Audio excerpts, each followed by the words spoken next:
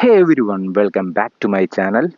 ഇന്ന് എൻ്റെ മുമ്പിലുള്ളത് ഇൻ്റർസെപ്റ്റർ 650 ആണ്. റോയൽ എൻഫീൽഡിൻ്റെ ഇൻ്റർസെപ്റ്റർ 650 ആണ് എൻ്റെ മുമ്പിലുള്ളത്. ഈ കളറിൻ്റെ പേരെന്ന് പറയുന്നത് കാലി ഗ്രീൻ ആണ്. ഇതിൻ്റെ റിവ്യൂ ആണ് ഞാൻ ഇന്ന് ചെയ്യാനായിട്ട് പോകുന്നത്. പിന്നെ എനിക്കൊരു ബിഗ് താങ്ക്സ് ഇതിൻ്റെ ഓണറിനോട് പറയാനുണ്ട്. അർഫാൻ ഇത് കാണുകയാണെന്നുണ്ടെങ്കിൽ ബിഗ് താങ്ക്സ്. അപ്പോൾ നൈസായിട്ട് ഞാൻ ഒന്ന് സൈഡ് മാറ്റി, കാരണം എൻ്റെ കണ്ണിൽ വെയിലടിക്കുന്നുണ്ട്. ഒരു ബേസിക് മോട്ടോർ സൈക്കിൾ എങ്ങനെയായിരിക്കണം ഇതിൻ്റെ ഡിസൈൻ എന്നുള്ളതാണ് ഈ കാണിച്ചു തരുന്നത്. ഇതൊരു ഓൾഡ് സ്കൂൾ ഡിസൈനാണ്, ഒരു ക്ലാസിക് റെട്രോ വണ്ടിയാണ്. എല്ലാവർക്കും ഇഷ്ടപ്പെടുന്ന ഒരു ഡിസൈനാണ്. ഇത് എത്ര നാൾ കഴിഞ്ഞാലും ഇതിൻ്റെ ഒരു ഡിസൈന് ഔട്ട്ഡേറ്റഡ് ആവത്തില്ല. അതാണ് ഇതിൻ്റെ ഒരു പ്രത്യേകത എന്ന് പറയുന്നത്. ക്ലാസിക് വണ്ടികൾ അങ്ങനെയാണ്. ഇപ്പോൾ ഒരു കൊച്ചു കുട്ടിയിൽ എടുത്തിട്ട് നീ ഒരു വണ്ടിയുടെ പടം വരയ്ക്കടാന്ന് പറഞ്ഞു കഴിഞ്ഞാൽ അവൻ വരയ്ക്കുന്നത് ഇങ്ങനെ ഒരു ടാങ്കും രണ്ട് വീലും ഒരു ഹാൻഡിൽ ബാഴ്സും ഒരു ഹെഡ്ലൈറ്റ് അങ്ങനെയൊക്കെയുള്ള കാര്യമായിരിക്കും വരയ്ക്കുന്നത്. അപ്പോൾ അതാണ് ഒരു ബേസിക് മോട്ടോർ സൈക്കിളിൻ്റെ ഡിസൈൻ എന്ന് പറയുന്നത്. അതാണ് ഞാൻ പറഞ്ഞത്, എവർഗ്രീൻ ആണ്. ഈ ഒരു ഡിസൈൻ ഒരിക്കലും ഔട്ട്ഡേറ്റഡ് ആവത്തില്ല. ഇപ്പം നമുക്കൊരു ഏറ്റവും പുതിയ വണ്ടി, ഇപ്പോൾ ഡ്യൂക്കിൻ്റെയൊക്കെ ഏറ്റവും ലേറ്റസ്റ്റ് മോഡൽ ഒരു 5 വർഷം കഴിയുമ്പോഴത്തേക്കും അത് ഔട്ട്ഡേറ്റഡ് ആയി.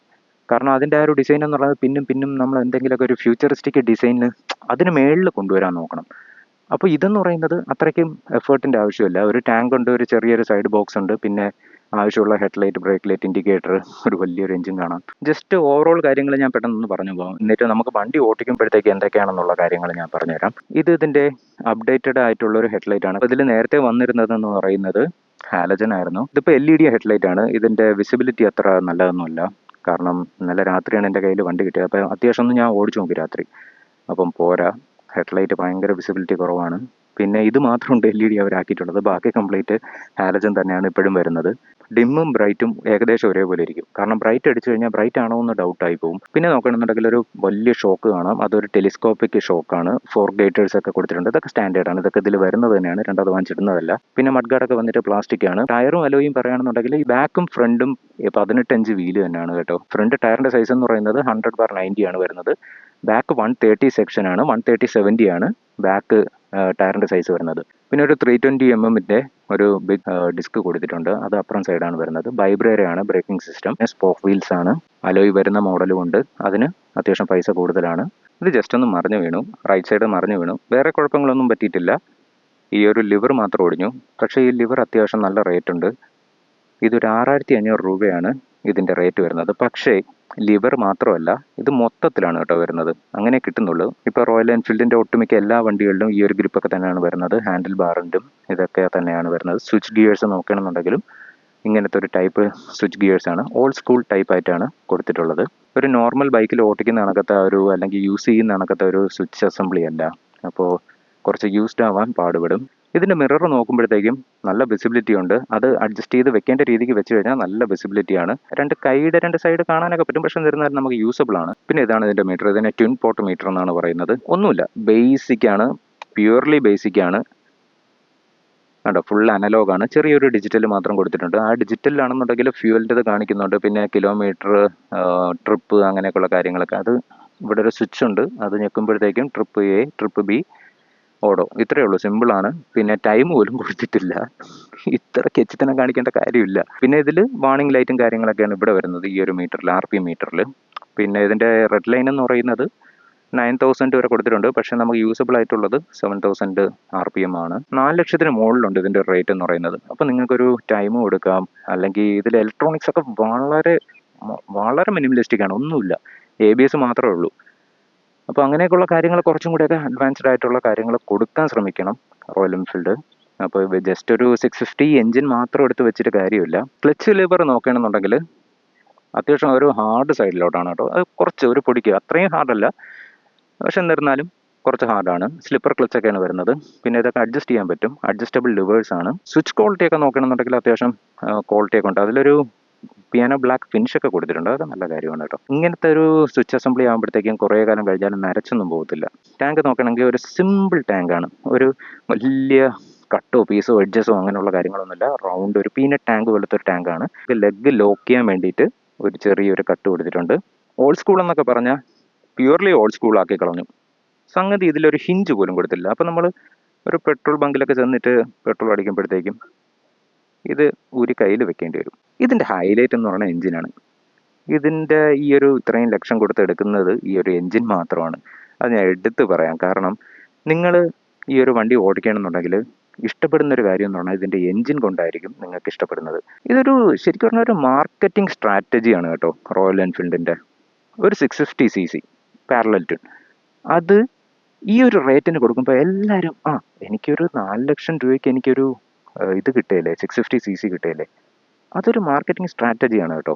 എല്ലാവരും അതിലോട്ട് പോകും. കാരണം ഇപ്പോൾ റോഡിൽ അത്യാവശ്യം നല്ല രീതിക്ക് ഇറങ്ങുന്ന ഒരു മോട്ടോർ സൈക്കിളാണ് ഇത്. ഇറങ്ങുന്നുണ്ട്, GT ഇറങ്ങുന്നുണ്ട്. ഇതൊരു air cooled plus oil cooled എഞ്ചിനാണ്. റേഡിയേറ്ററും കാര്യങ്ങളൊന്നും വരുന്നില്ല. ഹീറ്റ് അത്യാവശ്യമുണ്ട്. ഹീറ്റ് അത്യാവശ്യം നല്ല രീതിക്കുണ്ട്. പിന്നെ ഒരു ഡൗൺ സൈഡ് എന്താണെന്ന് ചോദിച്ചു കഴിഞ്ഞാൽ, ഇപ്പോൾ നമ്മൾ ഷൂസ് ഇട്ട് യൂസ് ചെയ്യുമ്പോൾ ഇത് അത്യാവശ്യം നല്ല ഹീറ്റ് ആവുന്ന ഒരു സാധനമാണ് കേട്ടോ. ഇത് കണ്ടോ, എന്താ ഇത് കണ്ടോ, നമ്മളിപ്പം ബ്രേക്ക് ലിവറിൽ ചവിട്ടുമ്പോഴത്തേക്കും ഇടയ്ക്കിടയ്ക്ക് ഇതിൽ ടച്ച് ചെയ്യാറുണ്ട്. പാരലൽ ട്വിൻ ആയതുകൊണ്ട് തന്നെ ഡ്യുവൽ എക്സോസ്റ്റാണ് അവർ കൊടുത്തിട്ടുള്ളത്. ബ്യൂട്ടിഫുൾ ആണ് കേട്ടോ ബാക്ക് നോക്കുമ്പോഴത്തേക്കും. പിന്നെ കുറച്ച് എക്സ്റ്റെൻഡ് ചെയ്താണ് ഇരിക്കുന്നത്, പുറത്തോട്ട് എക്സ്റ്റെൻഡ് ചെയ്താണ് ഇരിക്കുന്നത്. ട്രാഫിക്കിൽ കൂടെയൊക്കെ പോകുമ്പോഴും പിന്നെ ചെറിയ റോഡ് ഇടവഴി ഇതൊക്കെ കയറുമ്പോൾ സൂക്ഷിച്ച് കയറിയില്ലെന്നുണ്ടെങ്കിൽ പണി കിട്ടും. പിന്നെ എക്സോസ്റ്റ് നോട്ട് മോനെ,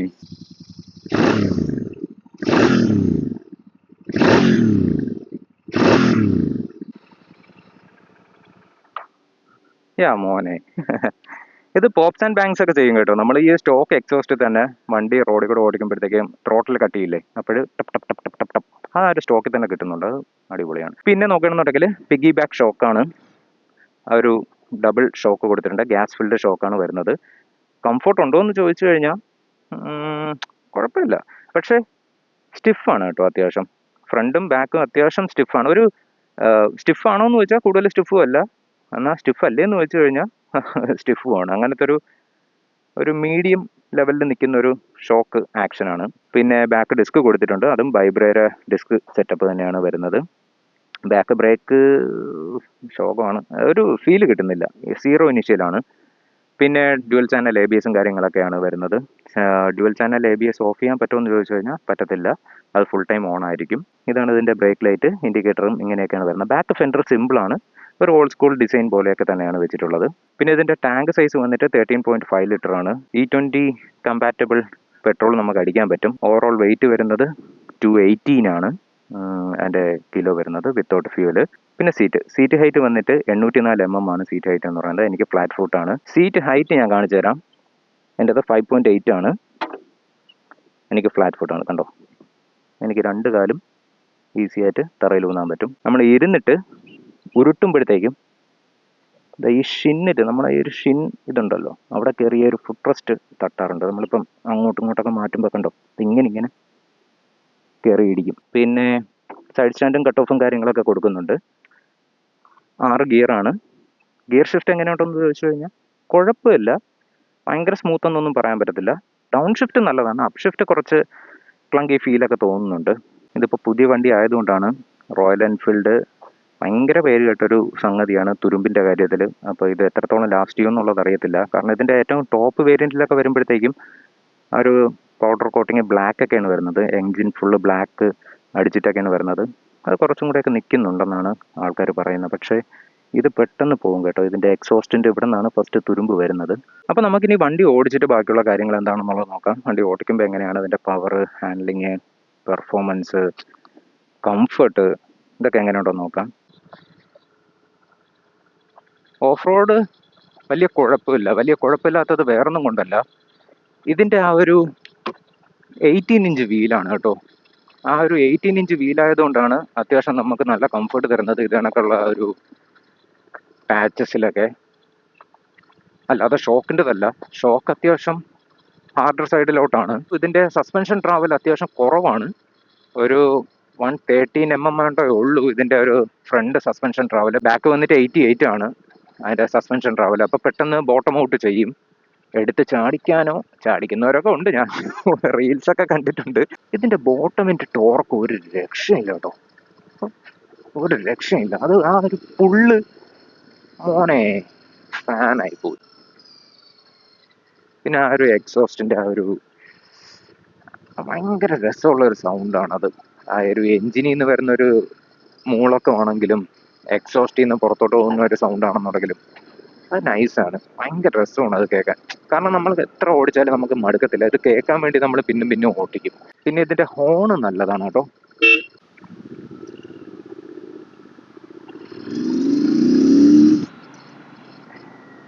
ഫസ്റ്റ് ഇതിന്റെ കംഫോർട്ടിനെ കുറിച്ച് പറയാം. കംഫോർട്ട് എങ്ങനെയുണ്ടെന്ന് ചോദിച്ചു കഴിഞ്ഞാൽ നല്ല കംഫോർട്ടൊക്കെ തന്നെയാണ്. പക്ഷെ നമുക്കത് ലോങ് യൂസിന് കൊള്ളാമോ എന്ന് ചോദിച്ചു കഴിഞ്ഞാൽ കുറച്ച് നമ്മൾ മോഡിഫിക്കേഷൻ ചെയ്യേണ്ടി വരും. അതായത് അതിൻ്റെ ഹാൻഡിൽ ബാൾസ് ഹൈ ആക്കേണ്ടി വരും, റേസേഴ്സ് ഇട്ടിട്ട് അത്യാവശ്യം പൊക്കേണ്ടി വരും. പിന്നെ ഉള്ളതെന്ന് പറയുന്നത് ഇതിൻ്റെ സീറ്റ് മോഡിഫൈ ചെയ്യേണ്ടി വരും. എന്തെങ്കിലും പാഡ്സോ അങ്ങനെയുള്ള കാര്യങ്ങളൊക്കെ വെച്ചിട്ട് ഇപ്പം ജെൽ സീറ്റൊക്കെ ഓരോരുത്തർ ചെയ്ത് കൊടുക്കുന്നുണ്ട്. കമ്പനി കോലത്തിൽ തന്നെ ജെൽ സീറ്റും കാര്യങ്ങളൊക്കെ ചെയ്ത് കൊടുക്കുന്നുണ്ട്. അപ്പം ഒരുപാട് പേര് ഒരുപാട് പരീക്ഷണങ്ങൾ നടത്തുന്നുണ്ട് കംഫോർട്ടിന് വേണ്ടിയിട്ട്.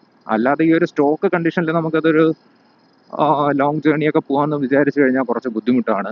ഷോർട്ട് റൈഡും കാര്യങ്ങളൊക്കെ ആണെന്നുണ്ടെങ്കിൽ നമുക്ക് അത്രയും ബുദ്ധിമുട്ട് വരത്തില്ല. 5 ലിറ്റർ കുറയാതെ എന്തായാലും ഉണ്ട്. പക്ഷേ ഫ്യൂൽ ഗേജ് 2 കട്ടേ കാണിക്കുന്നുള്ളൂ. ഇതിനെ ഒരിക്കലും നമ്പരുത്. നമ്പിനാൽ ഉജ്ജ്വലമായി നമ്മൾ പണി കിട്ടും. അപ്പം അതുകൊണ്ട് അത് നോക്കരുത്. ഇപ്പം നമ്മൾ മെയിൻ റോഡിലോട്ട് വന്നിട്ടുണ്ട്. അപ്പോൾ ഇനി ഹൈവേയിലൊന്ന് കയറ്റിയിട്ട് കൈയൊക്കെ കൊടുത്ത് നോക്കാം.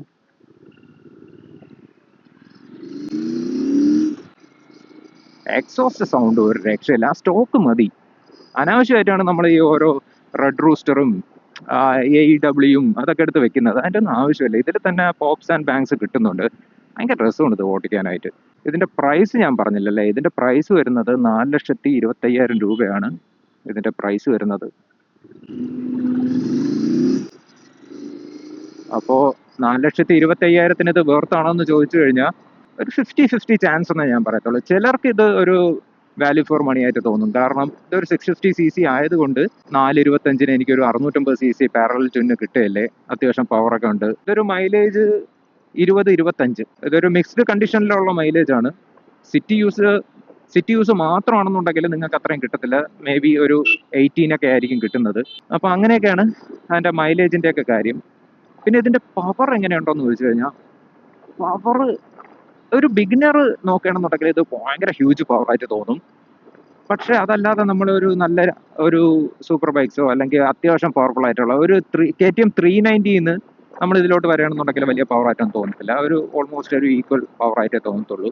ഇതൊരു ബിഗിനർ ഫ്രണ്ട്ലി വണ്ടിയാണോ എന്ന് ചോദിച്ചാൽ അല്ല. കാരണം ഒന്നാമത്തെ കാര്യം ഇതിൻ്റെ വെയിറ്റ്. ഈ വെയിറ്റ് കാരണം അത്യാവശ്യം എല്ലാവരും സ്ട്രഗിൾ ചെയ്യാറുണ്ട്.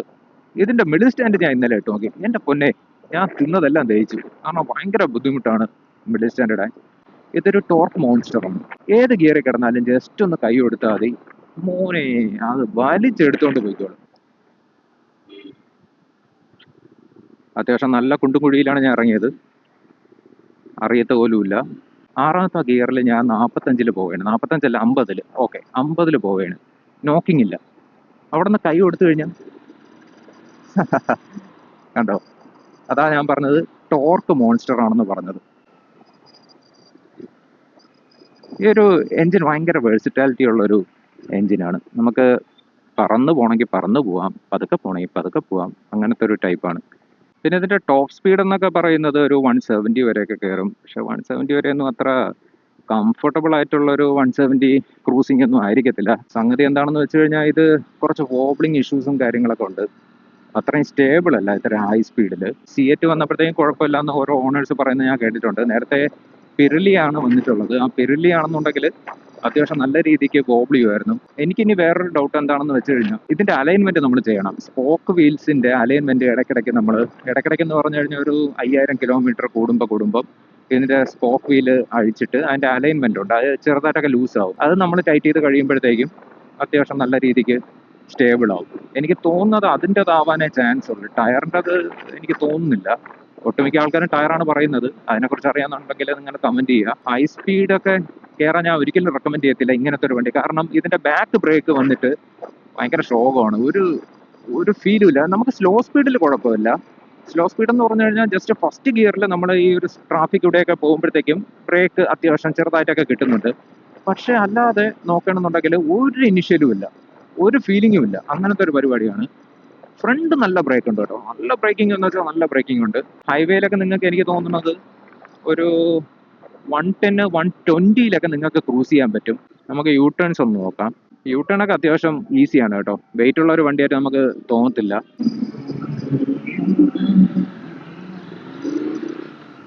പിന്നെ പവർ ഒന്ന് ജസ്റ്റ് ചെക്ക് ചെയ്ത് നോക്കാം, കൈ ഒന്ന് കൊടുത്തു നോക്കാം.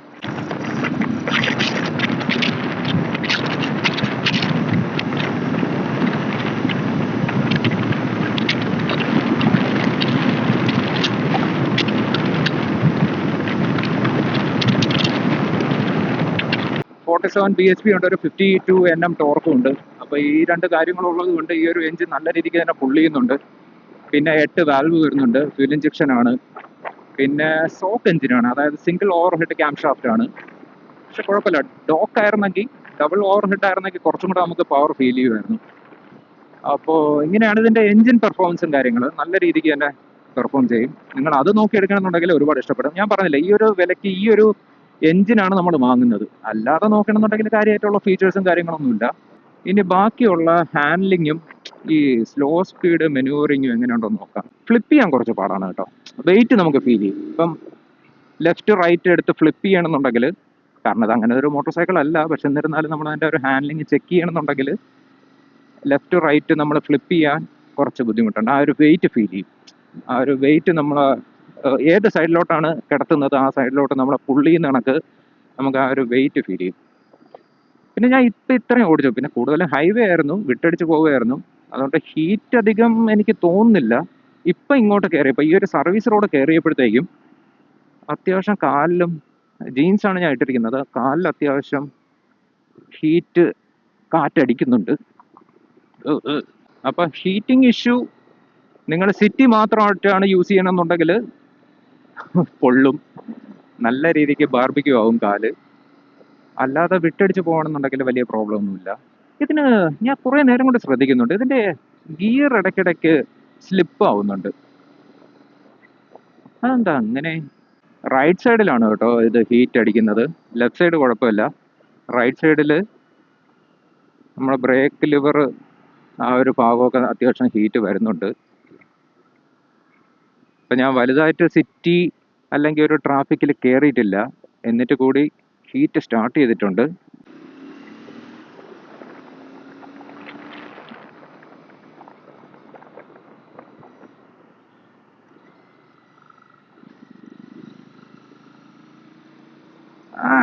കുഴപ്പമില്ല, പക്ഷെ അത്ര സ്മൂത്ത് അല്ല കോർണർ ചെയ്യാൻ. നമുക്ക് ആ വെയിറ്റ് ഫീൽ ചെയ്യും. പിന്നെ ഫുഡ് പക്സ് ഓരോ എന്നുള്ളൊരു പേടി വരും. അങ്ങനെ 1-2 കാര്യങ്ങളുണ്ട്. പക്ഷെ മെയിൻലി ആ ഒരു വെയിറ്റ് ആണ് നമുക്ക് ഫീൽ ചെയ്യുന്നത്. ലെഫ്റ്റ് സൈഡ് കോർണർ നോക്കാം, പതുക്കെ കിടത്തിയാൽ കുഴപ്പമില്ല. അതായത് സ്ലോ സ്പീഡിൽ നമ്മൾ കോർണർ ചെയ്താൽ കുറച്ച് കോൺഫിഡൻസ് കിട്ടുന്നുണ്ട്. പക്ഷേ ഹൈ സ്പീഡിൽ ഞാൻ അത് ഒരിക്കലും പ്രിഫർ ചെയ്യത്തില്ല. എനിക്ക് തോന്നുന്നു ജി ടി കുറച്ച് ക്ലിപ്പ് ഓൺ ഹാൻഡിലൊക്കെ ആയതുകൊണ്ട് ഫ്രണ്ട് എൻഡ് വെയിറ്റ് കിടക്കുന്നത് കൊണ്ട് അത്യാവശ്യം ഹാൻഡ്ലിങ് കിട്ടും. ഇത് അത്ര പോരാ. ഇത് ഫ്രണ്ട് എൻഡ് ഫീല് കുറവാണ്, കാരണം അത് പെട്ടെന്ന് വാഷ് ഔട്ട് ആവും ഫ്രണ്ട്, പിന്നെ തറയിൽ കിടക്കേണ്ടി വരും.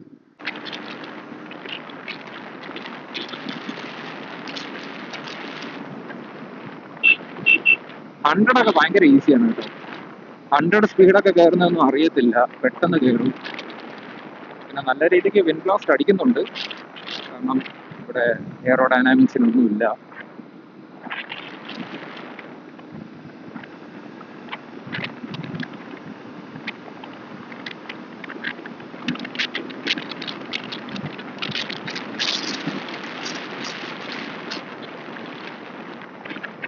ഞാൻ ഇപ്പോൾ അഗ്രസീവായിട്ടാണ് ഡൗൺ ഷിഫ്റ്റ് ചെയ്തത്. ആ സ്ലിപ്പർ ക്ലച്ച് നൈസ് കേട്ടോ. നമ്മൾ ആ ബാക്ക് റിയർ വീല് ലോക്ക് ചെയ്യുന്ന പരിപാടിയൊന്നുമില്ല. അപ്പോൾ അതാണ് ഇതിൻ്റെ ഹാൻഡ്ലിങ്. പെർഫോമൻസ് ഞാൻ പറഞ്ഞു, നല്ല രീതിക്ക് എൻജിൻ പുൾ ചെയ്യുന്നുണ്ട്. ഇതിൻ്റെ ഒരു ഹയർ കപ്പാസിറ്റി ബൈക്കൊക്കെ എന്ന് പറയുന്നത് നമുക്ക് അതിനുള്ള റോഡില്ല. ഇപ്പോൾ ഇതൊക്കെയാണെന്നുണ്ടെങ്കിൽ നമുക്ക് ഈ ഒരു റോഡിലൊക്കെ യൂസ് ചെയ്യാൻ പറ്റും. ഈ ഒരു 47 BHP നമുക്ക് മാക്സിമം പൊട്ടൻഷ്യൽ എടുക്കാൻ പറ്റും. അതല്ലാതെ നമ്മുടെ ഒരു 100 BHPക്ക് എബോവ് ഉള്ള ഒരു വണ്ടികളാണെന്നുണ്ടെങ്കിൽ അതിനുള്ള റോഡില്ല സത്യം പറഞ്ഞാൽ. പണ്ടൊക്കെ കിട്ടില്ല സ്ഥലമായിരുന്നു ശംഖുമുഖം എന്ന് പറയുന്നത്. ഇപ്പം പോയി, കടലിലെല്ലാം കയറി നശിച്ച്. ഇപ്പം ഞാൻ ഇത്രയും നേരം ഓടിച്ചപ്പോഴത്തേക്കും എൻ്റെ ചന്തി വേദനിക്കുന്നുണ്ട് ഗൈസ്. ആ ഒരു കുഷൻ താന്ന് എനിക്ക് തോന്നുന്നത് അങ്ങ് ഫ്രെയിമിലെത്തി എന്നാണ് തോന്നുന്നത്. അത്യാവശ്യം നല്ല പെയിൻ കിട്ടുന്നുണ്ട്. ഒന്ന് എണീറ്റിട്ട് ഇരിക്കാമെന്ന് വിചാരിച്ചു കഴിഞ്ഞാൽ നാട്ടുകാർ വിചാരിക്കും ഷോ കാണിക്കണം എന്ന് വിചാരിക്കും. പക്ഷെ അല്ല, എനിക്ക് കുറച്ച് പിന്നെ ഇതിന്റെ സർവീസ് ഇന്റർവെൽസ് ഒക്കെ വരുന്നത് 10,000-ത്തിലാണ്, ഓരോ 10,000-ത്തിലാണ്, അല്ലെങ്കിൽ 1 ഇയർ ആകുമ്പോഴാണ് ഇതിന്റെ സർവീസ് വരുന്നത്. അത് നല്ലൊരു കാര്യമാണ്. ഓയിൽ ചേഞ്ചും എല്ലാം കൂടെയൊക്കെ 3,000-3,500 രൂപയൊക്കെ ആവും. പിന്നെ ഇതിന്റെ സ്പ്രോക്കറ്റ് അത്യാവശ്യം നല്ല കോസ്റ്റ്ലിയാണ് കേട്ടോ. ഒരു 7,500 രൂപയാണ് ഇതിന്റെ സ്പ്രോക്കറ്റ്, ചെയിൻ സ്പ്രോക്കറ്റ് സെറ്റ് എല്ലാത്തിന്റെ റേറ്റ് വരുന്നത്. അപ്പൊ അതൊന്ന് നിങ്ങൾ നോക്കി വെക്കുന്നത് നല്ലതായിരിക്കും. കാരണം ഇത് വണ്ടി എടുക്കാൻ എല്ലാവർക്കും പറ്റും, പക്ഷെ അത് മേയ്ക്കാനാണ് പാട്. അതിന്റെ ആ ഒരു പാർട്സ് ചേഞ്ച്, സർവീസ്, അതൊക്കെയാണ് നമ്മൾ കൂടുതൽ നോക്കേണ്ടത്. വണ്ടി എത്ര നല്ലതെന്ന് പറഞ്ഞിട്ടും കാര്യമില്ല. അപ്പൊ ഇത്രയൊക്കെ ഉള്ളൂ ഈ ഒരു വണ്ടിയെ കുറിച്ച് പറയാനായിട്ടുള്ളത്. ഒട്ടുമിക്ക കാര്യങ്ങളും എനിക്ക് വണ്ടി ഓടിച്ചിട്ട് എന്തൊക്കെയാണ് തോന്നിയെന്നുള്ള കാര്യങ്ങളെല്ലാം ഞാൻ ഷെയർ ചെയ്തിട്ടുണ്ട്. അടുത്ത വീഡിയോയിൽ കാണാം. അതുവരെ ബൈ ബൈ, ടാറ്റാ.